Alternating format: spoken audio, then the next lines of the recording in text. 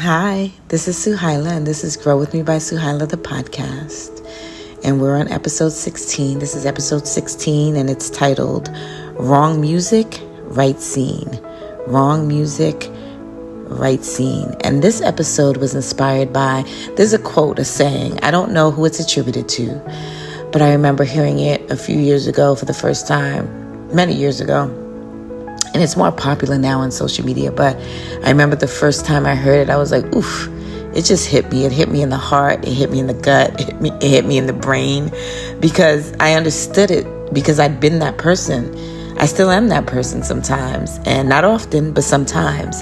And the quote is, heal so you can hear what's being said without the filter of your wounds. And it's pretty self-explanatory. And if you've been on both sides of the healing journey, before and after, you understand how powerful that quote is, because you could understand how, damn, I really was hearing things through my wounds when I didn't know I was. And then you can easily spot when you do that, once you are in a better place. You could be like, oh, I just did that, and correct yourself and maybe apologize to somebody. But yeah, that's what this episode was inspired by. And I used some storytelling as usual, some metaphors, some real life examples to explain and go deeper into that idea. So let's get into it. I was having a conversation recently with a friend of mine, and I said this quote that I heard before because it was so appropriate for a situation that we both were witnessing, where someone was completely misinterpreting what was being said to them. And the quote is, heal so you can hear what's being said without the filter of your wounds. I'm going to repeat that because I just think it's such a powerful quote. I wish I could superimpose it on this audio so you could visually see it in writing. It's heal so you can hear what's being said without the filter of your wounds. So I just think it's a powerful quote because we have no idea the blinders we're walking around the world with. There is something called rose-colored glasses when you're thinking things are better than they seem, or you don't realize how bad they've become. So that's one extreme. But the other extreme is when things are not that bad and not that horrible, and we have these filters because of our wounds, because we have not healed. And we are hearing things through that filter. And it's like a Google Translate that's gone wrong. That's funny because yesterday in real life, I was on a meeting on a Zoom, a Google Meet. And everybody on the call was Spanish speaking except for me. And there was one other person who is bilingual. I'm learning Spanish, but I don't know it fluently. So before the call, I set up the call. I was leading the call or facilitating the call. So I wanted to make it so the captions on the other end, so everybody on the call could understand what was being said. So I went to my Google Meet settings. I knew how to do the closed captions. I wanted to make it so, even though I am English speaking and I set up the meeting, most of the people were Spanish speaking. So I wanted to make it so Google Meet thought the meeting was happening in Spanish and I had to translate to English, right? For the benefit of the people who needed to hear my words and see it on their screens in Spanish, right? So let's pretend we're talking in Spanish and let's Google Meet. You translated it to English. So a lot of times it was funny because even though there was a language barrier, there were some times when Google Meet completely got it wrong. And I was looking at these captions when the people were speaking back to me, right? So there's a little bit delay, they're speaking back. And I'm reading the captions trying to get what they're saying. And I'm like, what?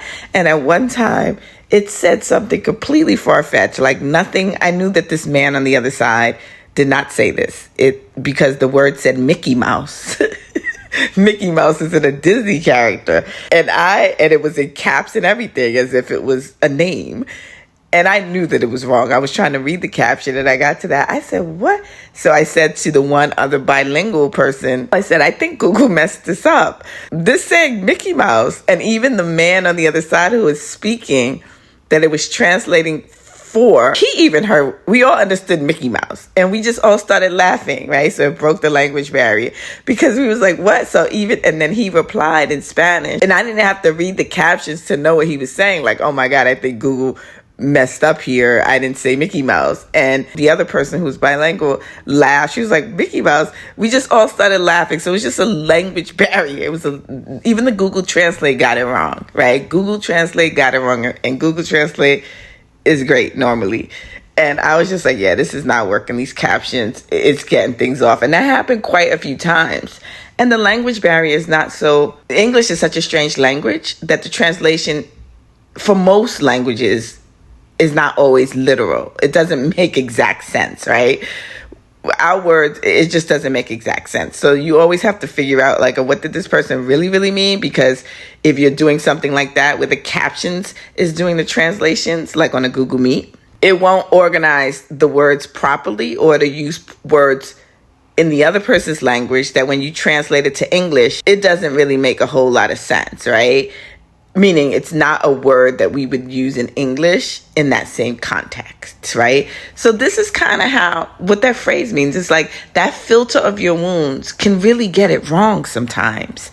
It can really get it wrong a lot of times. And we really believe that we are hearing or seeing things that's not true. It can keep us stuck in relationships too long, partnerships too long, business situations too long, family dynamics too long, because we are either seeing things through rose-colored glasses, meaning we are seeing something that is absolutely not what is taking place, and we have become comfortable in a setting that is harmful to us, and that is what you were seeing it through rose-colored glasses, right? We are just justifying and beautifying a situation that's not beautiful at all, right? Because that's the comfort of our trauma that will keep us in a familiar place, even if it's not the best place for us, because it's just trying to keep us safe. And I talk about this with my healer Kim in one of the episodes during the summer, the month of July, that I released back to back, where she talked about that's how trauma works. Trauma's job is only to keep us safe, which means that it will keep us familiar. It will keep us in a familiar place, even if it is a horrible place, right? Because so sometimes something that doesn't feel good is the familiar place, especially if we grew up in abusive situations or situations that were not our fault, but just kept us in these environments where we thought this was normal, and it's not. So trauma can do that, right? So that's the rose-colored glasses scenario. When we get older, we think this is familiar and we think this is normal, and we start justifying horrible situations that we find ourselves in, or people who treat us horribly, and we think that this is normal or okay because it's familiar. So that's one side of it. But I'm more talking about the other side of it, when nothing is going wrong, or nothing that the other person thinks is actually going wrong, and their wounds are translating it into something horrible. So no matter what you say, they're going to hear it differently. And it reminds me of, I always talk about how I believe we're stuck in an entrapment frequency, right? The world we are in. I mean, I wish everyone could just do this experiment for a minute, because I see it so clearly. I am really not on social media a lot. And I don't say this to brag. It is for my own mental health. It is for my own, it started with the news years ago, like 10 years ago. It was just too much. I didn't like it. I stopped watching the news. Usually around political climates, political changes, government changes, you could just start seeing the divisiveness, just what is going on. There are 8 billion people on this planet, over 150 countries. There is no way that all the news is bad. So how come that's what I'm seeing constantly on rotation 24 hours a day on CNN? So I've stopped watching the news on actual television, streaming, any place that it is, I'm not watching it. If I sign up for something like the LA Times or New York Times or any publication, I'm never going to pay for that. So it's going to be the free version. And I only do it to read the headlines. So if it comes in my inbox, I just want to sort of be aware so I can see the headline, like, oh, wildfires in LA. Okay, great. I got it. I don't need to read the whole article, right? Now, if it's a dangerous situation that's, going to threaten my actual existence physically in this moment, like the wildfires in Los Angeles back in January of this year, which is 2025, I'm going to dial in a little bit because I need to know, okay, where are these wildfires? Are they about to destroy our entire state, our city, my neighborhood, my friends' neighborhoods, businesses, communities? I need to know a little bit more, but I don't need to watch the news to do that, right? But I did during that time. But other than that, I don't. And so the news to me is now social media. Most people get their news from social media. They will take a clip and they will regurgitate it, repeat it, repost it, repeat it, sensationalize it. Sometimes it's horrible. Sometimes it's not. It's always never the full context, right? Almost never. So I just stay away from all of this because of it. And just the temperature, the tone, the culture of social media. I can get distracted easily, right, as well. So you find yourself doom scrolling. So I stay away from social media. But I say that we are in an entrapment frequency. We are in an entrapment frequency, right? And there's so many layers to that. So some of the tools that entrap us, stuff like social media, things that we wind up doing unconsciously, we don't even know why we're doing it. It holds little benefit to our actual everyday life, other than us repeating a story, usually a story that's not too good or that has nothing to do with us, a celebrity story, scandal. We waste our time repeating it, making conversations around it. It's in the dinner table. We're debating with our friends. There's group chats about it. Literally zero value. I am sorry. I don't think there's any value to it. Once you just know it, okay, fine. If it's going to impact me, my family, my community, the world, other people, how is this benefiting somebody else for me to know this? Normally never. It's never benefiting someone else for me to know this. So I feel like that is a tool that keeps us in the entrapment frequency. Social media, right? There are so many things we consent to without knowing that we are consenting to them. And it's just mind-boggling. We think it's harmless. We think and maybe it is in a lot of ways, but in terms of what it's doing to our brain and our mental health, or not doing to our brain, we're not developing anything in terms of neural pathways or things that are going to strengthen us, our vitality, our ability to live long and be great and contribute and not have our brain melt into mush because we're not using it properly, right? So I don't see a value in these things. But the biggest thing is just wasting our time. So I don't know. I'm big on time because I don't know when the last day is I'm going to be breathing, and I'm not wasting a single second of it. So I don't understand people who think, or I don't understand a society is built to think that we have all this time to waste, right? We could say, I just needed to clear my head. I just needed mindless. That happens to me. To do something mindless for a while. My day was, a little bit intense. So let me do this over here to clear my head.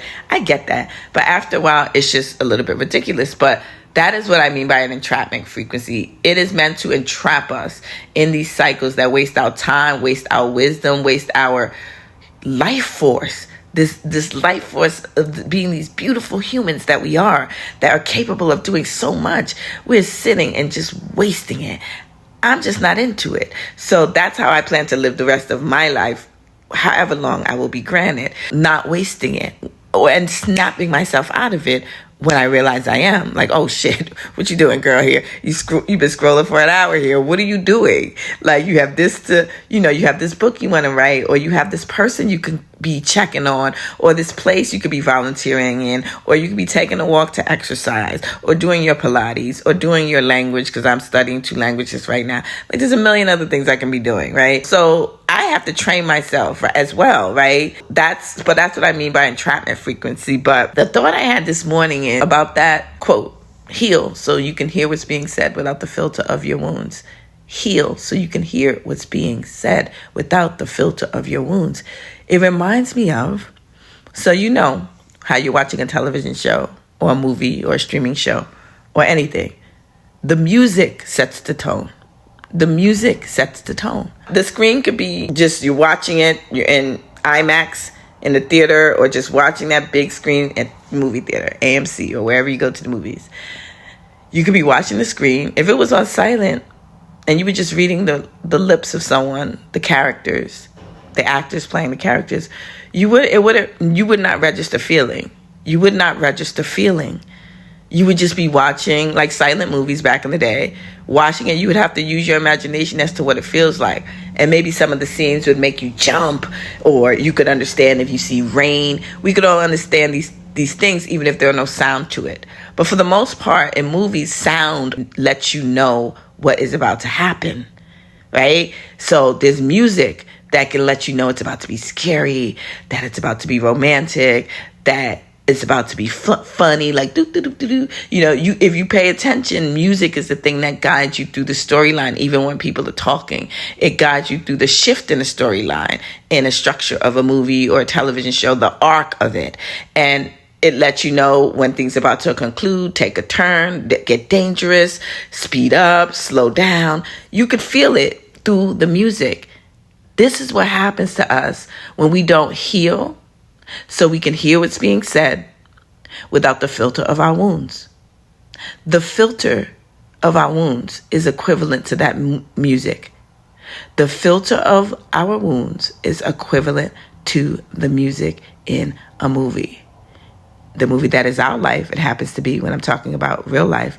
But just think about this. When someone is saying something that is not scary, that is not angry, that is not meant to hurt you, that is not meant to harm you, and you know this person, right? But that's how you're hearing it. That's a filter. That's the music that your wounds are playing for you. The music that is so familiar that when this part of the story starts to happen, because maybe you've experienced this with somebody else before that has hurt you. So if I'm with you one-on-one, or you're with someone and I say something or you say something to me, and that's something that 10 other people in my life have said to me before. So I now have a certain tone that goes with that. Let's say, call that the music. I know, this is about to happen. This is about to happen. I've heard these words before. But now you're in a new space, right? If you have healed, now you're in a new space, right? You don't hear things through that filter anymore. You don't hear when someone says something to you and you completely translate it wonky, like the Google Translate did in what I said earlier in the conversation. When you heal, I can't explain it because healing is not such a one-on-one thing, meaning, how can I say this? Healing is not like, I healed fear forever. I no longer have fear, right? Or I no longer am scared, right? So it's not these broad themes that I never get afraid and I never get scared and I never get insecure and I never get nervous, right?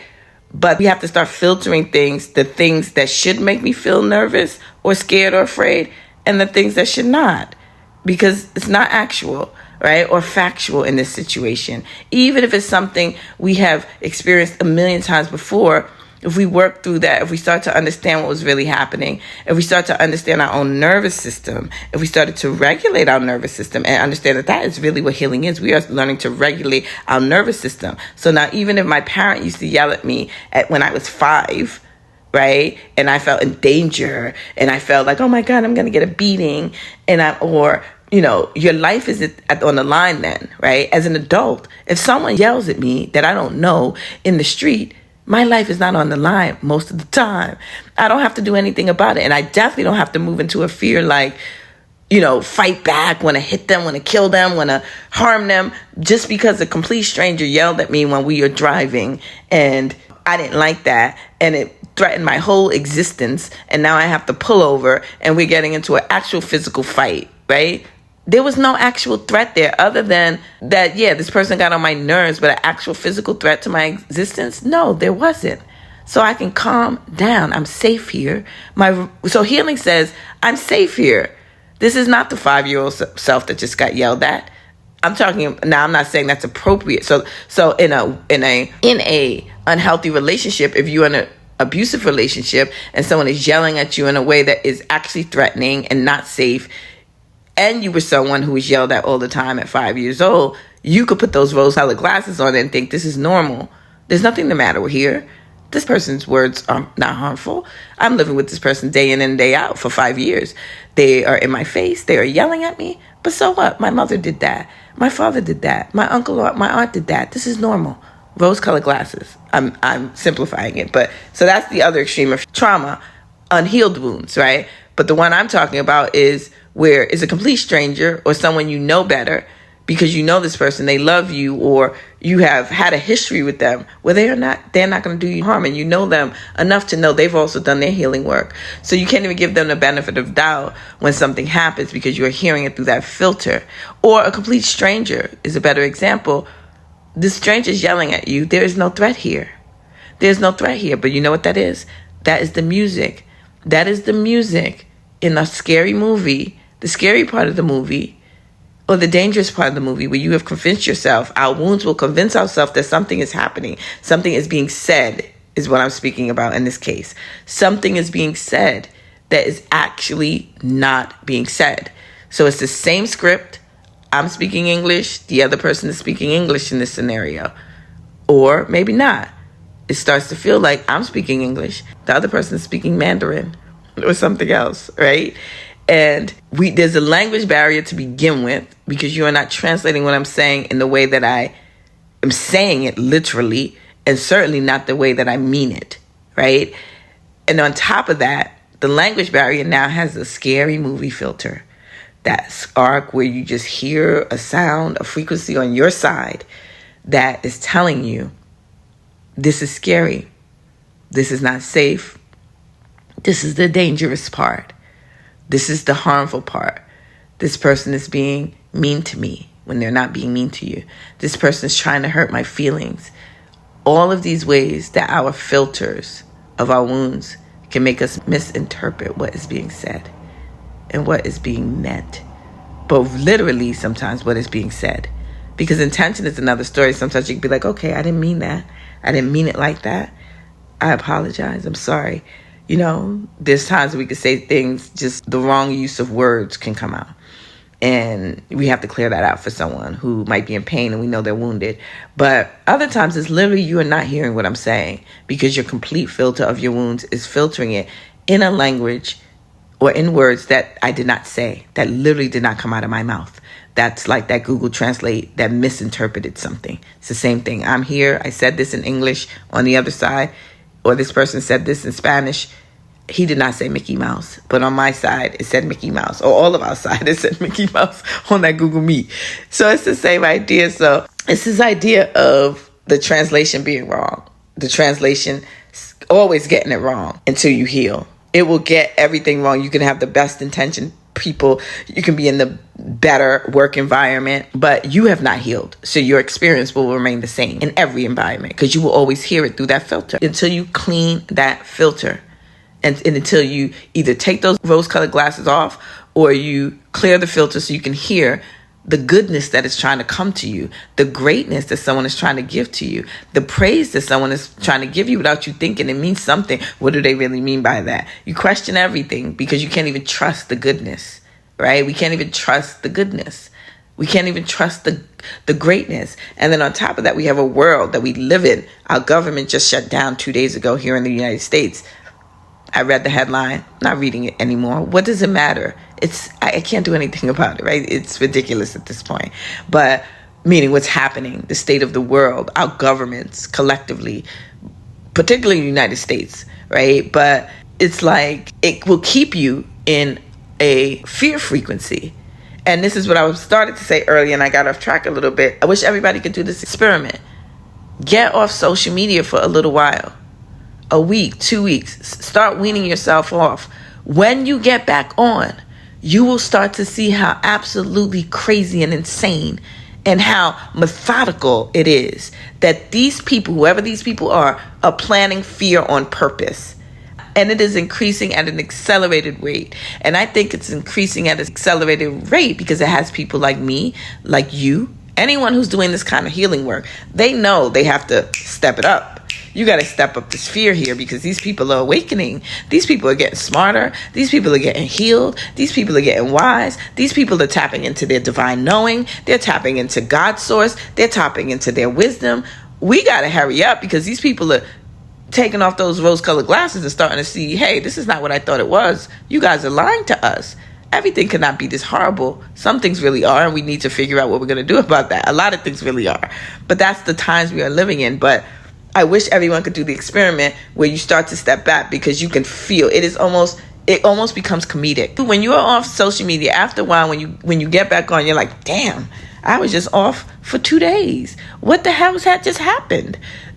You know, and I mean everything, like going on YouTube. I mean anything where you're getting news and information about the broader world or the specifics of the world. And you're just like, your world. It's just like, wait a second. I just left for 1 second.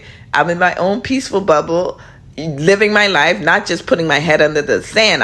Me personally, I'm here creating, building. I'm writing a new book. I have a lot of things I'm actually doing that makes me feel alive, and I hope will contribute to the world. So when I pop back up, and I'm just like, what did I miss? Or someone tells me something, it is madness. But the more you do it, the more you start to be like, okay, this is not normal. This is not normal.